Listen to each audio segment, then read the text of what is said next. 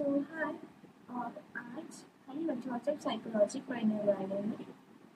आज एक ही पढ़ेंगे दैट इज इंट्रोस्पेक्शन। जो इंट्रोस्पेक्शन होता है और इसको सेल्फ ऑब्जर्वेशन मेथड भी कहा जाता है।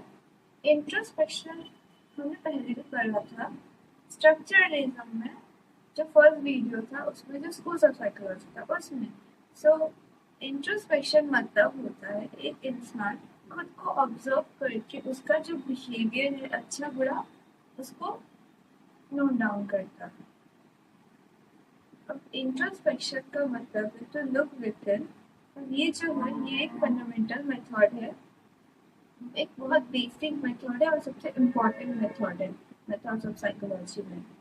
अब यहाँ पे क्या मतलब जो सब्जेक्ट होता है, सपोज मैं सब्जेक्ट हूँ, सब्जेक्ट को कहा जाता है कि वो सिस्टमैटिकली मतलब एक दिया जाता है गाइडलाइन, सिस्टमैटिकली खुद के बिहेवियर को ऑब्जर्व करे एंड उसको रिपोर्ट करे बाद में। जो मतलब वो जो रिपोर्ट करेगा उसी के बेसिस पे उसका जो ऑब्जर्वर होता है, मतलब जो साइकोलॉजिस्ट होता है, वो उसके बिहेवियर को एनालाइज करके उसके बिहेवियर को समझता है। अब यहाँ पे जो पेशेंट है वो क्या करेंगे, वो खुद के बिहेवियर को ऑब्जर्व करेंगे और रिकॉल करेंगे कि उनके पूरे दिन में क्या क्या हुआ उनके साथ और उस चीज को लेके उनके क्या थॉट्स और फीलिंग्स है। अब इसके मेरिट्स मतलब जो एडवांटेजेस है, ऑब्जर्वेशन एंड एक्सपेरिमेंटेशन एक दूसरा मेथड है और ऑब्जर्वेशन भी आर बेस्ड अपॉन इंट्रोस्पेक्शन। मतलब ये दोनों मेथड इंट्रोस्पेक्शन पे बेस्ड है। अब ये मेथड क्या है, ये हमको डायरेक्ट, इमीडिएट और एग्जैक्ट नॉलेज देता है हमारे खुद के मेंटल प्रोसेस का। मतलब हम खुद ही पर डिपेंड है हमारे बिहेवियर को स्टडी करने के लिए, कोई दूसरे हमको स्टडी नहीं कर रहा, तो हमको डायरेक्ट ऑब्जर्वेशन का रिजल्ट मिल जा रहा है। अब जो मेथड है that does not require any एपरेटर्स lab.